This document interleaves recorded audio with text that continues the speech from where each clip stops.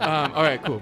But anyway, so uh, as someone who's kind of come to the gala for the first time, this is not a fundraiser. Really, this is our opportunity to say, yes, we're a group of folks that come together to raise money for scholarships for kids. But but what we hope is that even a group of musicians coming together and just kind of coming up with this idea can maybe show someone like, hey, like these folks are community minded, like they've made this place home, and like what can I do? Like what small little step that can I make to possibly do that? And we know that the folks that are in this room or in the building are very community minded. They want to see the community succeed. And so, yeah, this is just a thank you to say, hey, thank you for all the great work you're doing in the community. Um, so, yeah, can you start just kind of saying, obviously, who you are? You've got a lot of irons in the fire. So, we Couple. only have 15 minutes, so you don't have to say everything you do, but Okay. kind of maybe the businesses you own, kind of what sectors you're in, and maybe any groups you're in.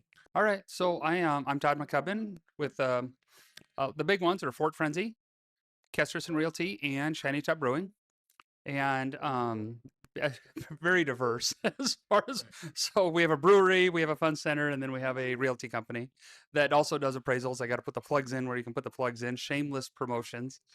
Uh, but it gives me a unique perspective of how the community works and what's important to the community and bringing people in. And I'm fortunate. I selling homes. I really love being a buyer's agent because I love to get to know people and bringing people in from all over the country. And I was into internet marketing before most people understood what that was.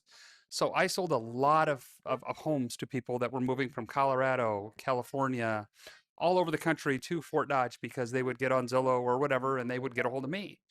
And they're like, this, of course I'd give them a tour. I'm like, this is how cool this town is.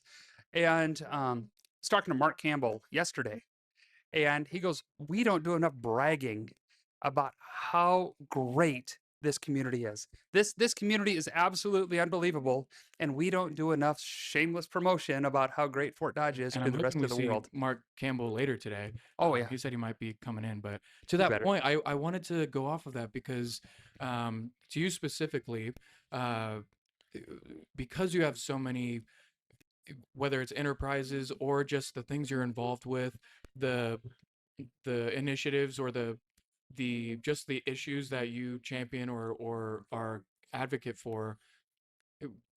Why Fort Dodge? Like of all the places, you're investing so much of you, not only financially, but just your time and your resources.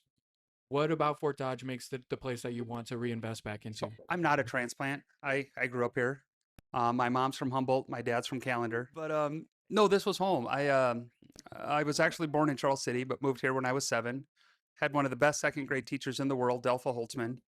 And if anybody's met Delpha Holtzman, you know she's everybody's favorite teacher. But I came in halfway through the year as a little kid with severe ADD, and she was the first teacher that cared. And it was kind of that start of going from a community where you're just kind of one of the you're one of I'm going to say it wrong, one of the dumb kids. And that's just what I was. Nobody cared. And then I came here and had Delpha as a teacher, and my whole life turned around. And I credit her to a lot of things. I credit her for getting through high school in the first place, much less an associate's, a bachelor's, and a master's degree, and all the other stuff I've done in between. But Fort Dodge was home. And one of the other great things that happened is when I was 18 years old, I found out I was going to be a dad. And I'm looking around and I'm like, there's no place in this world I would rather be than right here. Not only is my family here, which is a big thing, but I can be whatever I want to be. I can do whatever I want to do. And to extend on this story, I have my best friend, Jeremiah Schlegel. I have a lot of best friends, but three of those, one of the three people I talk to absolutely every day. He is an accountant for Fort and Schlegel. He bought Mike Ford out of Fort and Schlegel. And we're talking not that long ago, and he said, if you have a professional degree, this is the place to be. You cannot do better with a professional degree than Fort Dodge. He goes, he was in a cubicle in Des Moines. He goes, had I not taken the leap to move to Fort Dodge, I would still be in a cubicle just doing cubicle stuff going home, living this mediocre life. And at this point, he's like, I've picked up clients, I've grown this business, I've made it into what it is. Nobody else wants to, everybody just ignores it. Like, I don't want to go there. There's nothing to do. And as you can see around you, if you come here, this is a beautiful space with great people doing great things. And had I been in one of those communities, I wouldn't be invited to this. But here I'm like, I'm here and I get to do all these cool stuff. And Jeremiah says the same thing. If you want to be that professional and you want to grow, being in this community is amazing. And you just have to take the leap and say, you know what, I can drive to Des Moines. I can fly to Chicago.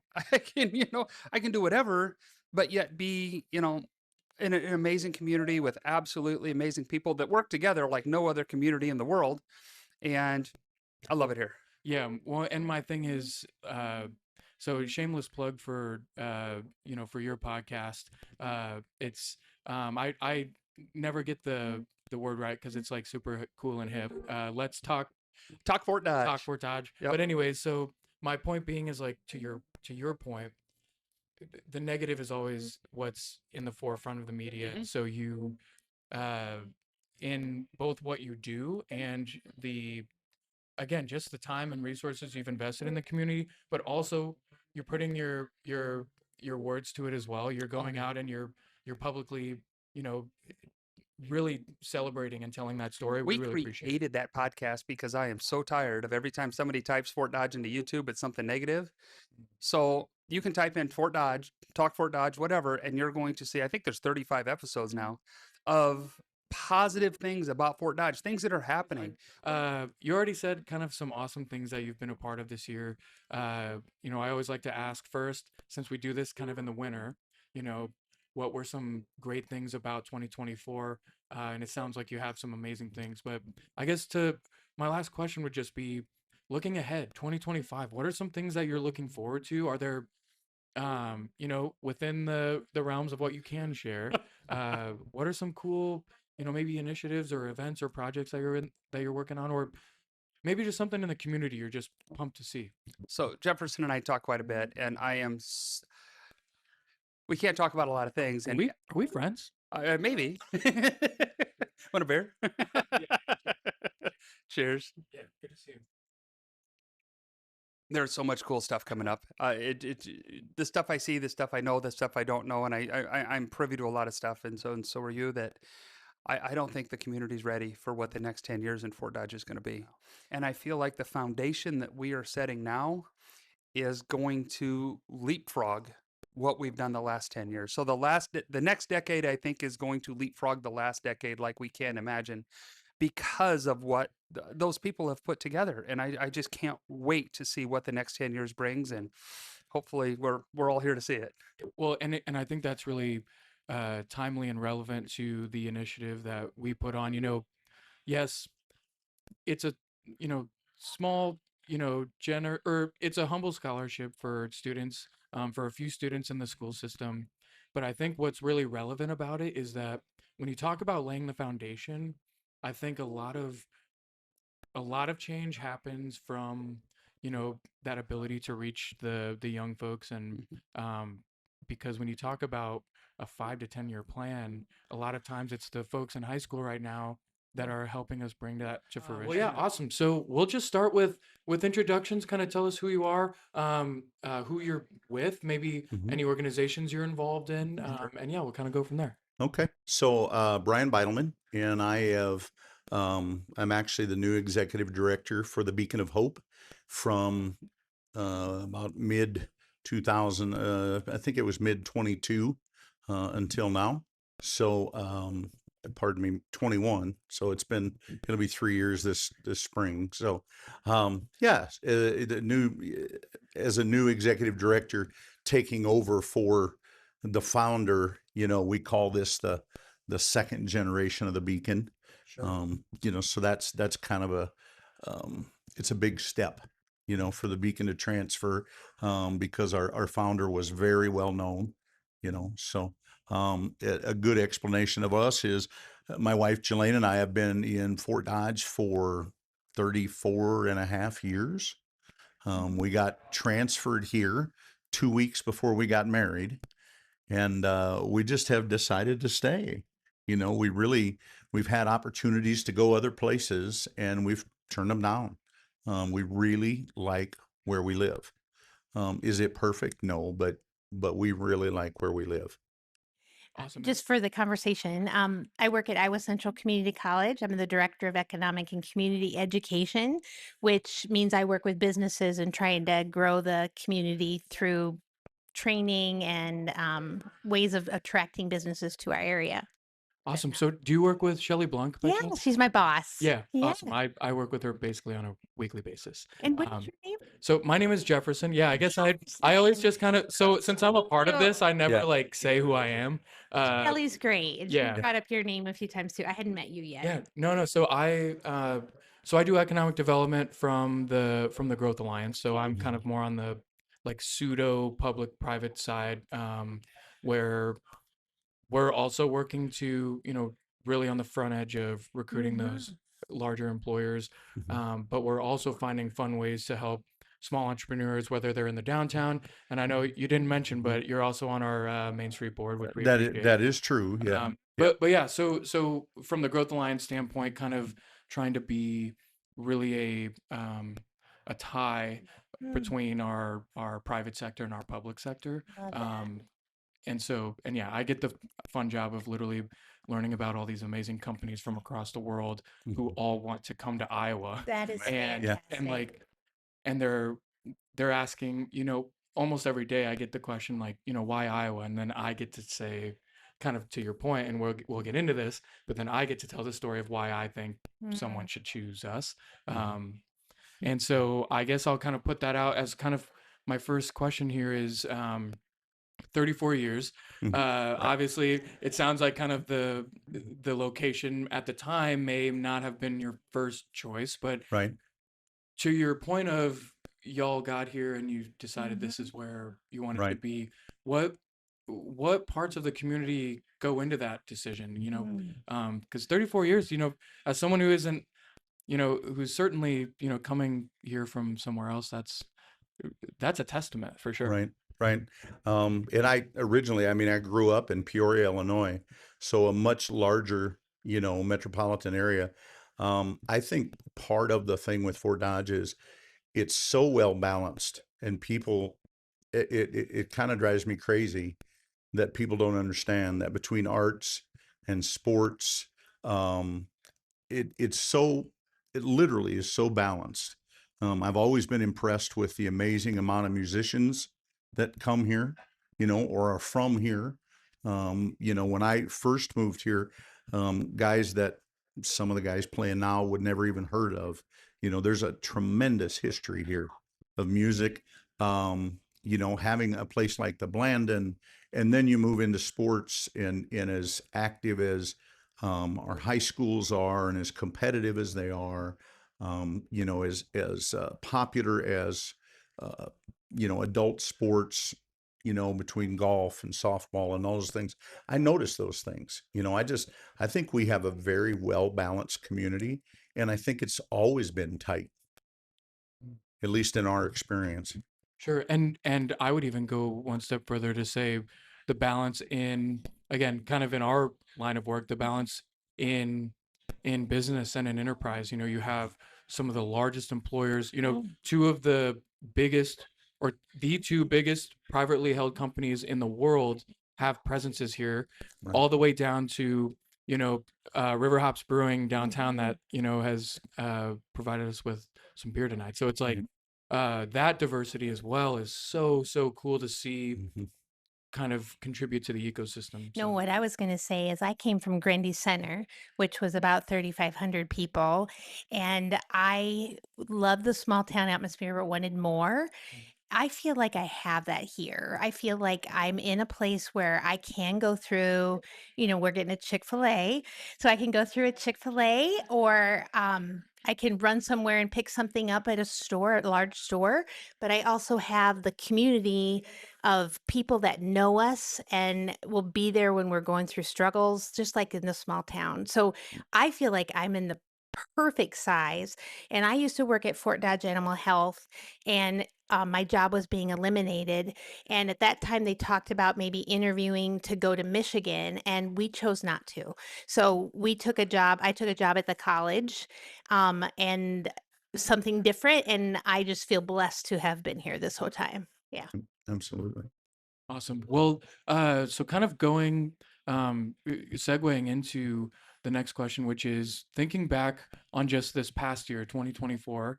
I love that we have these kind of in the winter, sort of towards the end of the year, so Mhm. there can be a little bit of reflection. Mhm. What was maybe one thing, whether it was community wise, Beacon of Hope wise, Iowa Central wise, it doesn't have to be career related or, Mhm. business related, but Mhm. what was something that took place this year, as far as the community goes, that you were really proud of, or that you thought was, just a really uh, great highlight? I think for me, realizing how strong um, the community is here for um, just human services. And I'm not just talking about state workers or county workers but there's a tremendous group of people in Fort Dodge that whether they work for the county or the state or Upper Des Moines or a completely private entity like the Beacon of Hope, or the food pantries. I just have seen this amazing group of people that really want to make a difference where we live. And that's probably the thing that sticks out the most to me. We have great events here, and we've got, everybody that comes to Fort Dodge, I throw them in the car, and we go down to the grain silos across from Amigos, and everybody goes, "Wow," but I wish they could sit in like a human services provider meeting with me and see 30 people just wanting to do more and wanting to be better and wanting to help, you know. And that's, so that's what I've seen in the last year, you know. So, How about you, Zara? What are some things that maybe you're excited for in the next upcoming year? hmm. So I will hit two areas with that. One is I'm very excited about our new Main Street director. Very excited. She's very diligent, and very personable at the same time. She's a driver, so people have to get to know her a little bit, but she's definitely, she's brought a breath of fresh air. So that excites me for the downtown. We hear a lot of times, oh, our downtown's dying, oh, our downtown's dying. You know, we went by the theater and sneakers tonight to get here, and it was almost a traffic jam, So I think we're busy, you know. Um, but then on a I'll say personal side, because I can't really say business side when it comes to the Beacon. That's not really, you go to work every day, and there's a business side to it, but it's more than that. And in what we're really working hard to do is two things. One is to um, bring forth the awareness of the homeless population in our area, that it does exist, that they are real people, and there's lots of pieces that are missing that we need to fill, a lot of gaps. It's not that people don't care and don't want to do, but it takes constant refining. So to continue to put that to the forefront, these people are forgotten, so to put that to the forefront and to continue to make the Beacon of Hope a place that people are not just familiar with, but they learn and understand what we do and why we do it. So we're not just a homeless shelter up on the hill. Thank goodness. Absolutely. Let's start by just kind of saying, who you are, Yeah. what do you do, if you're involved in anything, or yeah, just kind of all the things. Yeah, absolutely. So my name is Afton Holt. I actually am not from Fort Dodge. So when you say that, like, made this home, that's kind of what I did. I'm an implant, if you will. So Central Iowa is my home. I grew up in Jewell, Iowa. So Hamilton County, just next door. And actually, for the first time, a year and a half ago, actually lived here for the first time. But I've always worked here and owned a business here. And so I kind of chose it, or it chose me, maybe. But I came here and worked for New Cooperative out when I graduated from Iowa State University, and then I'm a farm kid. And so went for agriculture because that's what you do. You go to Iowa State and you get your degree, and worked for the co-op, and then started my own business 12 years ago, and decided when I left my previous employer, I could have gone anywhere. I could have gone to Ames, could have gone to Des Moines. There's a lot of agents. So I own a marketing agency, if you will, but we only work for agribusiness. And so we do content marketing, web solutions, lots of events and programs. I do a lot of advising for agribusinesses across the nation. And I could have gone anywhere, could have created it anywhere, but I chose here. And it was just me at first. And then I hired an employee, and then you hire another. And pretty soon you have a business. And I just decided, like, here, I felt like I knew who to go to for things, but it's only an hour and a half to Des Moines, and I'm there once or twice a week. But I had the amenities I needed here. And I've really lived in communities like the bedroom communities outside of Fort Dodge, which is what's I think beautiful is a lot of people live outside of Fort Dodge, but come to Fort Dodge for entertainment, shopping, friends, food. So it's like our hub. And then I stayed here. My employees actually, and they do enjoy coming here when we have all team meetings. Most of them are remote. And so Fort Dodge just kind of became the hub, if you will, for Corner Post for my business.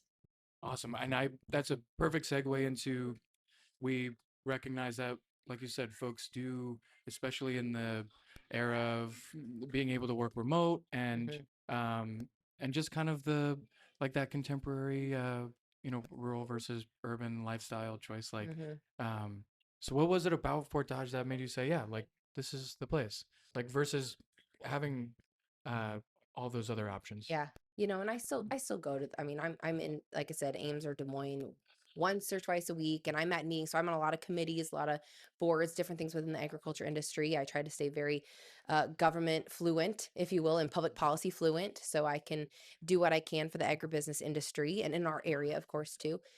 But I think this is going to sound a little odd, but there is the ability to be a big fish in a small pond, and that's not a bad thing.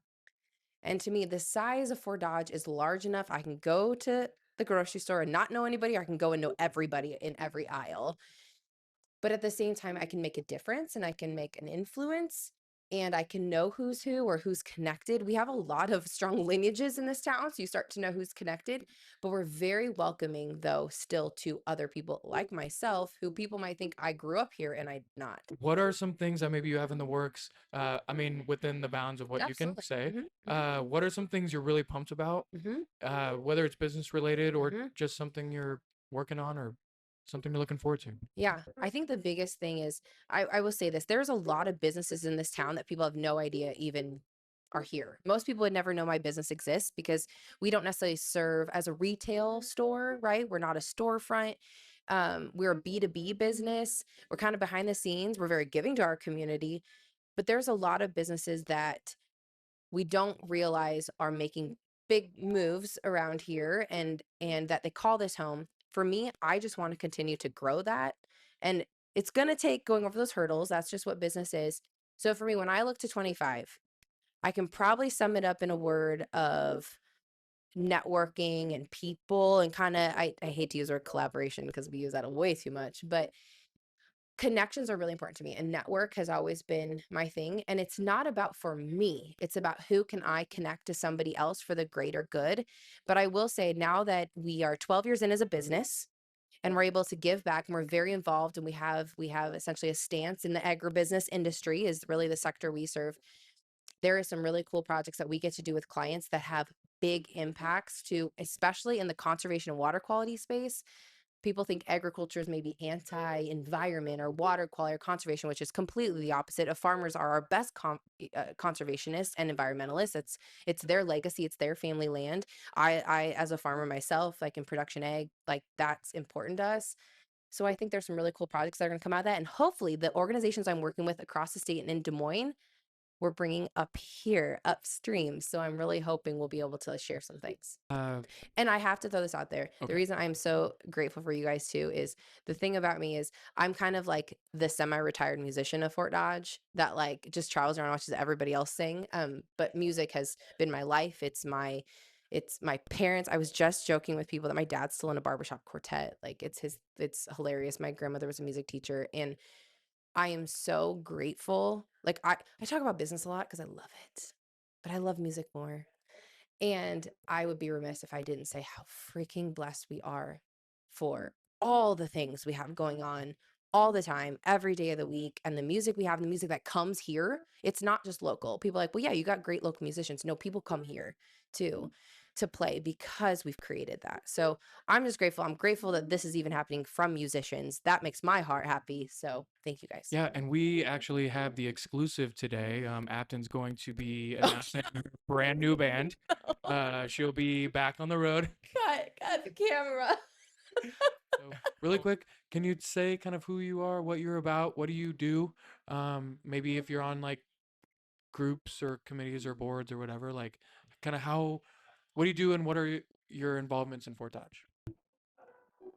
Oh, yeah. Go for it. So I'm Lydia Scher. I am the Director of Communications for the school district. I'm a council member.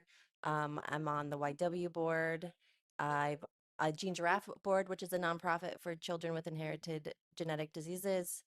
Um, and that might be it at the moment, actually. But yeah. I'm Keenan Shore, and I'm on the school board. I'm on the Human Rights Commission for the city. I'm on the Board of Appeals for the city and the Historic Preservation Commission. And I co-own Coldwell Banker and SunMed CBD store. Awesome. So, just to kind of kick things off, like y'all have with all of the things you're involved in and with all of the whether they're enterprises, whether they're, family related, whether they're just issues that you're passionate about, you chose to do those things in Fort Dodge. Like what is it about Fort Dodge that, makes you want to continue to invest your time, continue to have business, continue to be a public servant? What are those things that about Fort Dodge that makes that something you want to do? And I mean, it's home. There's connections here that I can't get anywhere else.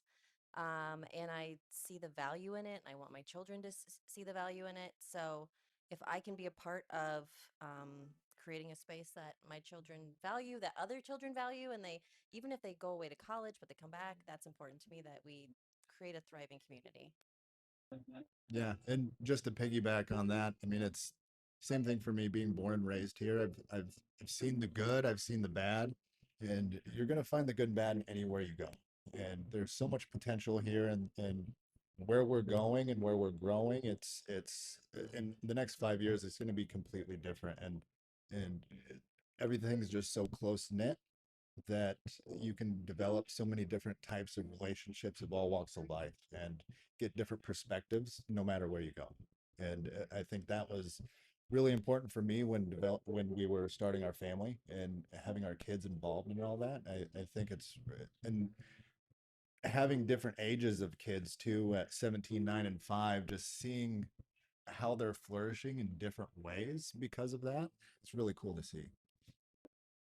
yeah, and if I can kind of ad lib for a moment, I guess, because this is a conversation I would have unique with y'all versus maybe some of the other interviews. It's like y'all are such great examples of the community leaders that I think some of the folks who might be maybe our age that are moving back, who maybe grew up here, moved away, thinking about moving back, folks kind of like you said, who, maybe you're thinking about starting a family and you want to do that closer to home, or maybe you want to start a business and you're like, well, what community is going to be a place where I can start a business and know that it's going to be well received and feasible? And um, we, as the Reforge initiative, I feel like we try to be the example of, here are folks who, obviously you have musicians who play their guitars in bars, and some folks have day jobs, whatever. Like we all kind of touch these different points in the community, but at the end of the day, we've come together because we just really care about the community and we want to try to do something. To your point, it's like, hey, if this is going to be my home, I want to improve it, and I want to have other people that are coming up to also see the good work so that they also join in. So y'all are just excellent examples of that. Just want to say, what you. what have y'all? We like to do this in December because I think at the end of the year we have a lot to reflect on. We kind of come to the end of 2024 and say, a lot happened in more ways than one, maybe. Um, a lot has taken place in 2024. So, what is maybe something that you would consider to be a highlight of 2024, or maybe something that you were really proud of in 2024? Oh, good question. Really good question. Yeah. Because this year's been, I feel like the development and the growth has been just kind of exploding this last year. Like it's been pretty crazy.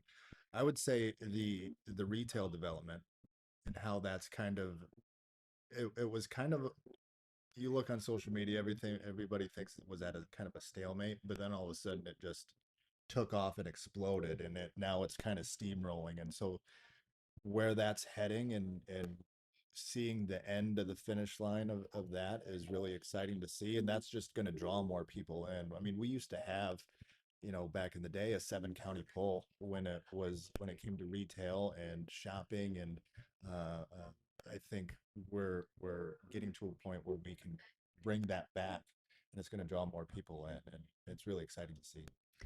Yeah, that and the projects along the river. And I mean, that's just amazing to be able to actually utilize something that's just readily available to us. And we've not done it. I'm super thrilled with the Matt Cosgrove Discovery Center and the progress that will be done there with like Playscape and stuff and the ability to get into the river. It's going to be amazing. So Yep. starting that was huge. Have y'all? So now that I kind of live downtown, I jog down there. Have y'all seen just that field of humongous rocks? Yes, it's amazing. Yeah, Like it's yeah. so It's like, cool. where did they even find those rocks? But anyway, and yeah, so to y'all's point, it's like, what's fun about both of those projects is it takes the city of Fort Dodge, Mhm. it takes Webster County, it takes public and private entities all working together to make sure that those things are happening. Yeah.